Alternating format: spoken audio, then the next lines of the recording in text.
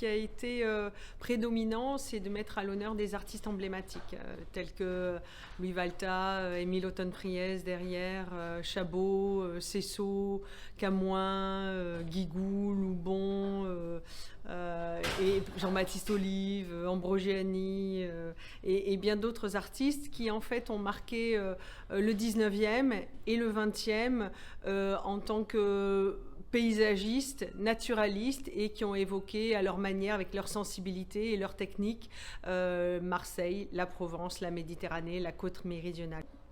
Une variété appréciée par ces deux Marseillaises, entrées par hasard. Elle est éclectique, elle est colorée, elle est lumineuse, c'est une belle découverte. On redécouvre le Marseille d'avant, on peut le comparer à celui de maintenant.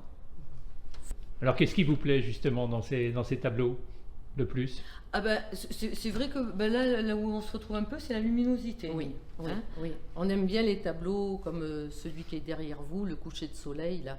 On voit différents styles, évidemment, académiques, impressionnistes, post-impressionnistes, fauves, expressionnistes. Et donc, dans cet échantillonnage d'une quarantaine d'œuvres, on donne déjà à voir voilà, un cours d'histoire de l'art sur deux époques et plusieurs styles et plusieurs sensibilités, évidemment. Le vieux port vu sous différents angles à différentes heures de la journée, la côte avec les Roches Rouges à Aguet ou la Sainte-Victoire dans la Provence rurale, et puis des scènes plus champêtres avec Loubon ou Paul Guigou. Les œuvres aussi des paysagistes naturalistes provençaux de l'école provençale, et ben eux, c'est cette Provence intemporelle, c'est cette Provence d'avant, mais qui finalement perdure malgré encore dans les villages, encore dans certaines campagnes. Ce sont des témoignages documentaires presque. Ce sont parfois, il y a eu des artistes du temps du pont transborder par exemple, hein,